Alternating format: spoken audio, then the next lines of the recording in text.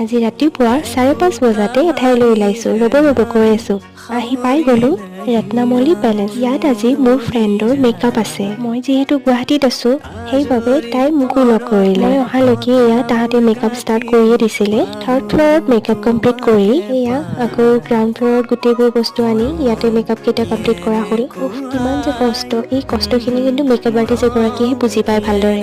Makeup complete কৰি আমি ওলালোঁ। মোৰ বেষ্ট ফ্ৰেণ্ডৰ ৰুম ইয়াৰ পৰা ওচৰতে হয়, সেইবাবে তাইৰ ৰুমতে অলপ টাইম ৰেষ্ট লৈ এগেইন আমি এয়া লোকেশ্যনত আহি গ'লোঁ। যিহেতু ইয়াত আমাৰ ইভিনিঙো মেকআপ আছিলে।